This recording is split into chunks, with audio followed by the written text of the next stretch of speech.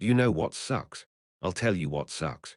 Being attached to an Earth Special Forces unit when you're just a guy who fixes toilets. So you might ask, how did this happen? How did a guy who fixes shitters end up on a team like this? Well, let me tell you a story. My name's Tommy Rivers, and 3 months ago I was a perfectly happy sanitation engineer on the ESS Twilight, a mining frigate that hauled ice from Europa to the inner colonies. My job was simple: keep the waste management systems running, unclog the occasional drain, and make sure nobody accidentally flushed themselves into space. It was honest work, boring work, safe work. Then the paperwork error happened. Captain Valdez burst into the maintenance bay one Tuesday morning, all smiles and backslapping enthusiasm. "Rivers, congratulations, son. Your transfer came through." I looked up from the bidet I was recalibrating. "Transfer? Sir, I didn't request a transfer. Says here you've been selected for Earth Special Forces integration training. That's incredible. A sanitation tech making ESF. They must see real potential in you." I blinked at him. "There's been a mistake." "Nonsense. They want you on the next transport. Pack your things." Turns out there was a guy named Thomas Rivers, one S different from Tommy Rivers, who'd applied for ESF integration. He was a decorated Marine, combat engineer, black belt in 3 martial arts. The kind of guy who could kill you with a spoon and build you a bunker with the leftovers. But bureaucracy is a cruel mistress, and before I could explain that I'd never fired anything more dangerous than a pressure washer, I was on a shuttle to ESF Command with 12 actual Special Forces candidates who looked like they ate concrete for breakfast. The integration program was Earth's new initiative to create mixed-species tactical units. Humans, as it turned out, had a reputation in the galaxy. When the Galactic Council discovered us, they'd been impressed by our persistence, disturbed by our combat capabilities, and absolutely horrified by our complete disregard for common sense in dangerous situations. The aliens called it Death World Madness. We called it Tuesday. Commander Patricia Grant reviewed my file with increasing confusion. "Mr. Rivers, your combat assessment scores are blank." "That's because I've never taken a combat assessment, ma'am. Your physical fitness evaluation shows you failed the basic endurance test." I threw up after the second lap. "And your psychological profile indicates you have an irrational fear of confined spaces." I fixed toilets. I spent half my life in confined spaces. The fear is extremely rational. She stared at me for a long moment. "There's been a mistake. I've been saying that for 2 weeks. However," she continued, closing the file, "you're already in the system. Reassignment paperwork could take months. We have a joint operation launching in 3 days with a Cravon tactical unit. We need a human representative." "Ah, okay. So send one of the 12 people who can actually fight. They're all assigned. You're what we've got." She leaned forward. "Look, Rivers, you'll be fine. The Cravon are a highly professional species. Their commander, War Chief Grechtel, specifically requested a human because he's fascinated by our reputation. Just be yourself. Let our natural human qualities shine through." "My natural quality is mediocrity." "Perfect. That's exactly the kind of humble confidence that intimidates other species. And that's how I ended up on the strike carrier Crimson Dawn, surrounded by reptilian warriors who looked like they could bench press a tank and thought screaming was an acceptable form of punctuation. War Chief Grechtel was a towering Cravon with scales like obsidian armor and eyes that glowed like amber coals. He clasped my hand with a grip that could have cracked walnuts. "Tommy Rivers, the human warrior. I have read much about your species. Tell me, is it true that humans once hunted megafauna with sharpened sticks?" "Ah, yeah, I think so. History isn't really my magnificent. Such courage, such audacity. We Cravon respect strength." He slammed his fist against his chest with a clang that echoed through the hangar bay. His second in command, a leaner Cravon named Schrecter, eyed me skeptically. "You seem rather small for a human warrior. Are you a juvenile?" "No, I'm 32, and I'm not really a warrior. I'm more of a specialist," Grechtel interrupted proudly. "A technical expert. Even better, human ingenuity is legendary. Did you truly build atomic weapons before achieving orbit?" "Well, I didn't personally, but incredible." He turned to his troops. "The human is too modest. a true sign of a dangerous fighter. This was going to be a long mission. The operation was supposed to be simple. Infiltrate a pirate stronghold on asteroid base Gamma 9, extract a kidnapped council ambassador, get out. The pirates were Velcrani, a species known for being technologically advanced but physically weak. Standard smash and grab. We boarded the Crimson Dawn and jumped into the Gamma sector. The Cravon spent the trip conducting combat drills that involved a lot of roaring and headbutting. I spent it reading the equipment manual and trying not to throw up from the artificial gravity fluctuations. Schrecter approached me in the armory. "Human Tommy, we must outfit you for combat. What is your preferred weapon?" "I usually carry a pipe wrench." He blinked. "A wrench, like an improvised bludgeon. How savage." "I love it." He handed me a plasma rifle that weighed more than my toolbox. "But perhaps you should carry something with more range." The rifle's instruction panel lit up with about 80 different settings. How do I turn on the safety? The what? The safety, the thing that keeps it from firing accidentally. Schrecter looked genuinely confused. Why would you want to prevent firing? That defeats the purpose. I was starting to understand why humans had a reputation. We approached Gamma 9 under stealth mode. The plan was elegant. Dock at the maintenance port, breach through the service corridors, locate the ambassador, and extract before the pirates knew what hit them. That plan lasted about 3 seconds. The maintenance port door jammed.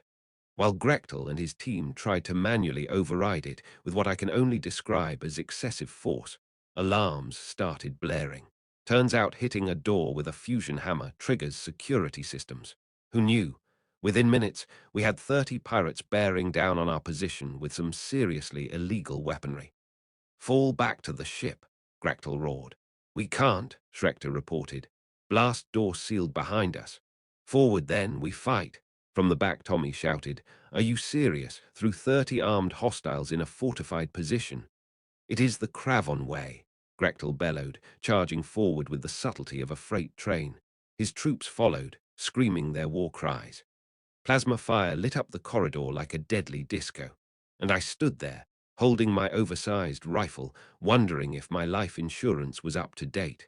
Then I saw it, a maintenance hatch, partially hidden behind some crates. A maintenance hatch I knew, the kind I'd opened 1,000 times on the Twilight. I sprinted for it while laser fire turned the wall behind me into modern art. The hatch opened with a satisfying click, and I dropped into the service tunnel below. The tunnels were everything I hoped, cramped, smelly, and completely unmapped by the pirates. They were also my element. I'd spent years crawling through similar spaces, memorizing the universal layout patterns of asteroid base infrastructure. I could hear combat raging above me. The Cravon were giving better than they got, but they were pinned down. I followed the service tunnel, found a junction box, and did what I do best. I started messing with the plumbing. Asteroid bases recycle everything, especially water and atmosphere. The system is delicate, interconnected. You turn off the wrong valve, and suddenly half the station loses pressure. You reverse a flow regulator, and waste water starts backing up through the ventilation. I did both. Within minutes, alarms of a different kind started blaring. The pirates above me began shouting in panic. As sewage flooded their defensive positions, and atmosphere warnings forced them to seal bulkheads. I crawled through the tunnels like a particularly vindictive rat, shutting down environmental controls, rerouting power conduits, and generally turning the entire station into a hostile environment. It was like the station itself declared war. When I finally emerged from a ceiling vent behind the pirates' lines, I found 30 very confused hostiles trying to deal with sparking control panels, knee-deep in sewage, and rapidly dropping oxygen levels. Grechtel and his team burst through their weakened lines. We found the ambassador locked in a detention cell, scared but unharmed. I popped the lock with a maintenance override code that was, frankly, embarrassingly universal. The extraction was messy but successful. As we sprinted back to the ship, Grechtel grabbed my shoulder. "Tommy Rivers, your strategy was magnificent, to attack the very station itself, to weaponize their own infrastructure. Truly, human warfare is terrifying. I just turned off some valves. You brought an enemy fortress to its knees without firing a shot. The other species fear humans for good reason. Schrecter nodded solemnly. I doubted you, human Tommy. I thought you seemed weak. I was wrong. You possess the most dangerous human trait of all. What's that? You think sideways. Back on Earth, I expected to finally get my transfer sorted out. Instead, Commander Grant promoted me. Rivers, that was exceptional work. Unconventional, unorthodox, but exceptional. The Cravon have specifically requested you for future operations. Apparently, you've impressed them. Ma'am, I'm not a soldier. I fixed some pipes. You neutralized a fortified position through lateral thinking and intimate knowledge of technical systems. That's exactly what we need in integration units. She smiled. Besides, the paperwork to remove you would take 6 months. Easier to keep you where you are. And that's how I became a permanent member of the ESF integration program. These days, I run operations with Grechtel's unit about once a month. They still think I'm some kind of tactical genius who's playing mind games with the enemy. I don't have the heart to tell them I'm just doing my job, except now my job involves breaking things instead of fixing them. The galaxy thinks humans are terrifying because we're aggressive, persistent, and creative in combat. They're not wrong, but they're not entirely right either. See, they assume every human is a warrior, some kind of death world survivor who learned to fight by wrestling bears or whatever. The truth is weirder. We're a species where even the guy who fixes toilets can accidentally become a tactical asset, because we're all just slightly unhinged problem solvers who don't know when to quit. Last week, the Cravon invited me to a ceremony where they gave me a warrior's name, Grekriv, which apparently translates to he who drowns his enemies in their own filth. I'm getting that put on a business card. My mom asked what I do now. I told her I'm still in sanitation, technically. She seemed proud, which is nice, because I'm pretty sure she still thinks I work on a mining ship. Commander Grant called me into her office yesterday. Rivers, we have another joint operation. The Thaxian Empire wants to observe human tactical doctrine. They've requested a demonstration. Are you sending the actual Special Forces people? You are actual Special Forces people, Rivers. You just got there differently. She handed me a file. Besides, I looked up your efficiency ratings from the Twilight. You know what stood out? My complete lack of combat training. Your problem-solving scores. You consistently found solutions nobody else considered. You fixed things that other techs said couldn't be fixed. You improvised when equipment failed. She leaned back in her chair. The galaxy is full of soldiers, Rivers. What they're not used to is a guy who looks at a fortified position and sees a plumbing problem. I guess she had a point. So here I am, Tommy Rivers, sanitation engineer turned special forces operative, about to teach a bunch of alien warriors that sometimes the most dangerous human isn't the one with the biggest gun. It's the one with the pipe wrench and a working knowledge of building codes. The situations got progressively weirder after that. 2 weeks later, I found myself in a hostage negotiation, not because I had training in negotiations, but because the hostage takers were holed up in a water treatment facility, and I was the only human who understood how to remotely control the valves. Rivers, Commander Grant said over the comm, can you flood their position? I studied the facility schematic on my tablet. No, but I can make every toilet in their sector flush backwards. It'll be loud, smelly, and extremely disorienting. There was a long pause. Do it. 30 seconds later, the hostage-takers surrendered, covered in things I won't describe and deeply traumatized. The hostages walked out unharmed, but holding their noses. Grechtel watched the whole thing from our observation post, his amber eyes glowing with what I can only describe as religious fervor. Tommy Rivers strikes again. Your psychological warfare is unmatched. I just reversed the flow on some pipes. Exactly. You attack the enemy's dignity, their comfort. You make them surrender not through violence, but through humiliation. He grabbed my shoulders. You must join our clan permanently. The Cravon High Council must hear of your genius. Schrecter nodded enthusiastically. We will petition the human government for your permanent transfer. You will be the first human to receive full Cravon warrior status. Guys, I appreciate it, but I'm not actually a warrior. This is all just basic maintenance work. Maintenance, Grechtel repeated reverently, like I just shared some profound military doctrine. Yes, You maintain chaos among our enemies. It is beautiful. The Kravon weren't the only ones taking notice. Word was spreading through the galactic community that Earth had deployed a new type of operative, one who didn't fight conventionally, but somehow always won. Intelligence agencies were fascinated. Military strategists were baffled. And I was just trying to figure out how my life had become this absurd. The Thaxian observation mission turned into a complete disaster, which somehow made my reputation even worse. The Thaxians were a proud warrior culture, insectoid beings who valued honor and direct combat. Their prime observer, a beetle-like alien named Kixtel, arrived with a team of analysts to study human tactical methods. We have heard much about human Deathworld capabilities. Kixtel clicked through his translator. Show us this legendary combat prowess. Commander Grant, bless her heart, decided to use me as the demonstration. Rivers here will run through a tactical scenario, standard assault simulation. It was supposed to take 30 minutes. There were enemy positions to neutralize, civilians to protect, and objectives to secure. The Thaxians settled in to watch a human soldier do his thing. I walked into the simulation, saw the layout, and immediately spotted the fire suppression system. 8 minutes later, every enemy position was flooded. The sprinklers had driven the simulated hostiles into the open where they were easy targets, and I'd rerouted the building's emergency lighting to strobe at frequencies that messed with the enemy sensors. I didn't fire a single shot. Kixtel's mandibles hung open. This is how humans fight.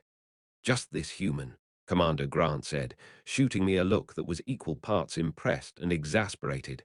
Rivers has a unique approach. Unique, Kixtel repeated. He weaponized the building itself. He turned architecture into artillery. He turned to his analysts. We must reassess everything we know about human warfare. If their maintenance workers fight like this, what are their actual soldiers capable of? I tried to explain. Look, I'm not a representative of false modesty, Kixtel interrupted. A psychological tactic to make enemies underestimate Earth's capabilities. Brilliant. The Thaxian Empire wishes to establish a military exchange program. We must learn these methods. Commander Grant smiled.